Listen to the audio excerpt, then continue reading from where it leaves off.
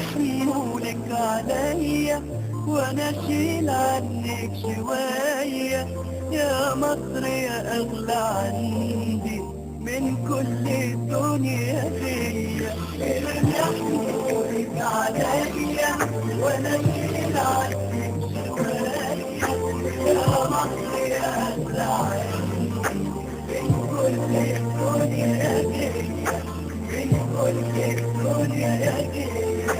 يا بلدي حتة مني عمري ما بصيت لغيرك، بشتاق لك غصب عني اصلي اتربيت بخيرك.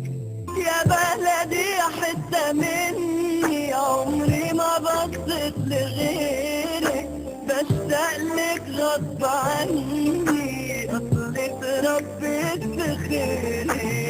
يحمولك عليا وانا اشيل عنك شوية، يا مصر يا اغلى عندي من كل الدنيا يا جيل، من كل الدنيا يا جيل.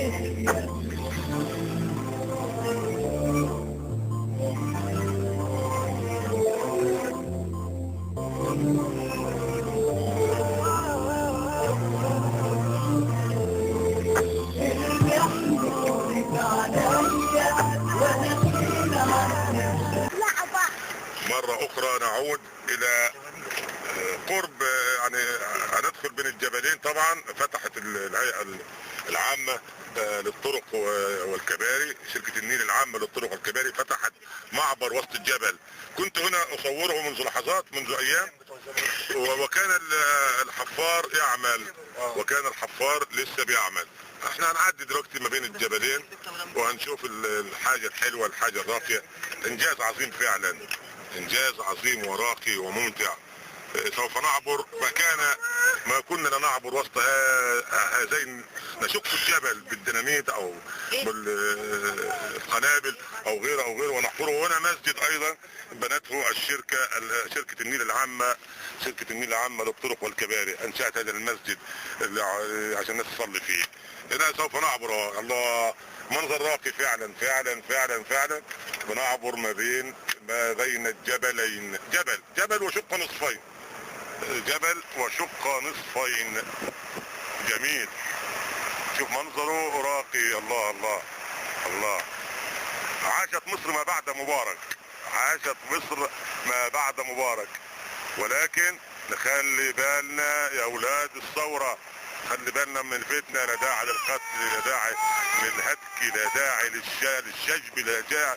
سقف المطالب طبعا بيزيد. لا، احنا نشتغل ونشوف شغلنا ونشوف مصالحنا ونشوف ارادتنا. وزي ما عبرنا هذا الجبل، يعني زي ما شكينا هذا الجبل، نشق ايضا سقف المطالب. سقف المطالب، يعني انا ليا مطالب كثيرة على فكرة، وانا لست منافقا لاحد ولست ضد احد ولكن يعني الثورة وليدة، الثورة وليدة الان.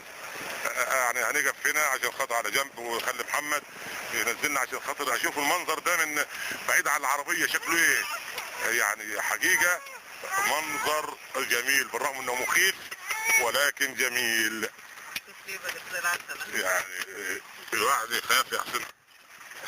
الله الله، ممتع حقا حقا. انزلوا كما تمام الصعدائي.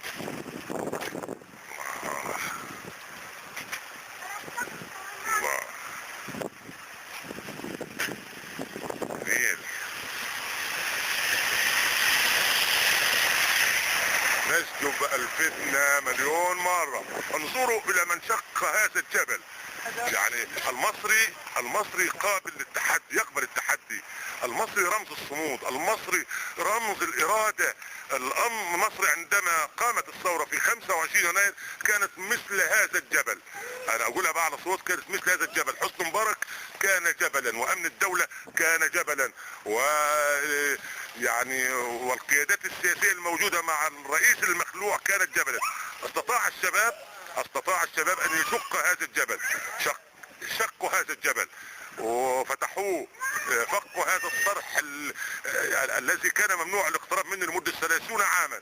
لقد ضربنا حسني مبارك واعوانه في مقتل، ولكن اليوم اليوم انا حزين، اليوم انا حزين.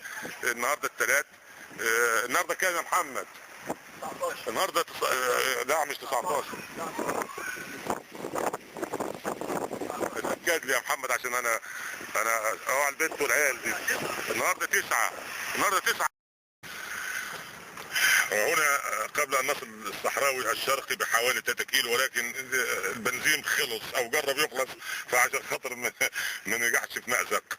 طبعا البنزين خلص لاسباب عديده، برضه في زحام على البنزينات وزحام كذا كذا، لان اغلب الناس يعني عايزين نشتغل، عايزين نشوف مصالحنا، عايزين نشوف شغلنا، عايزين نشوف ارادتنا، عايزين نشوف يعني عايزين نشوف مصالحنا. كفايه بقى، مش معقول يعني من يوم 25 لغايه النهارده الطبخه بقت مش لذيذه. عايزين نشوف مصالحنا عشان خاطر الثوره تنهض.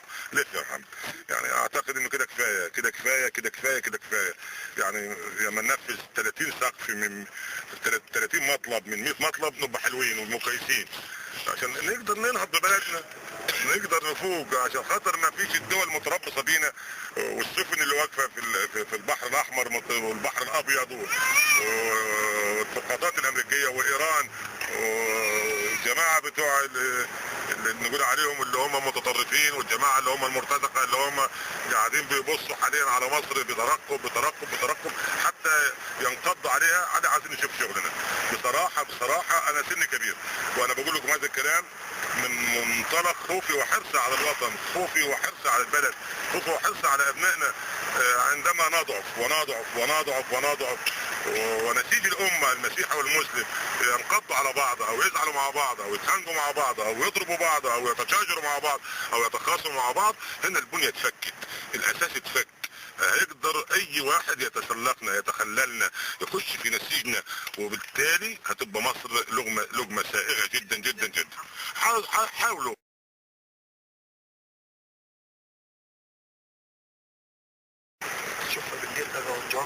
مرة اخرى نعود لنرى قرية البرشا من اعلى، يعني احنا طالعين من اخر الجبل اللي كان مشكوك ده، والمقابر هاي ظاهرة يعني ليس لها بعد، بعيدة على مد البصر، مقابر على مد البصر. شوف كده، يا سبحان من يرث الارض ومن عليها. قلت هذا الكلام منذ حوالي 7 اشهر. سبحان من يرث الارض ومن عليها.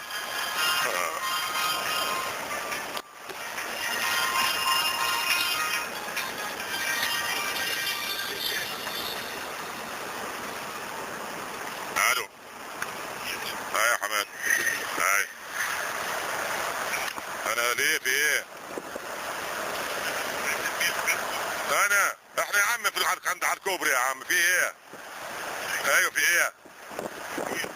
معايا ام حماده ومعايا، عايز حاجه يعني اجيلك؟ تعبان انا. افتح الباب بتاعك ونام يا حماده في اي حته. انتوا جبتوا الباب يا طب مع السلامه. طب اكلمك يا انا على الكوبري.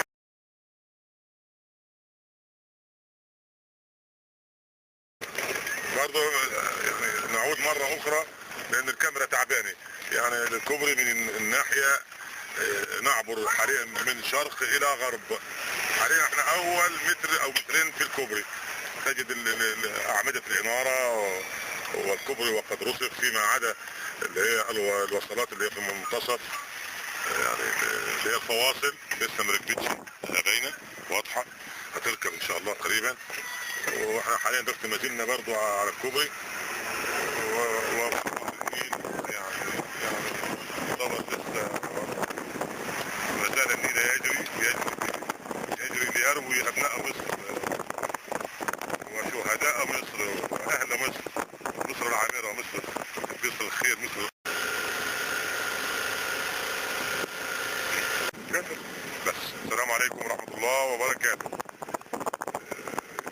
نقول يعني وبور من وبير شركة النيل العامة للنقل النهري الذي باعها.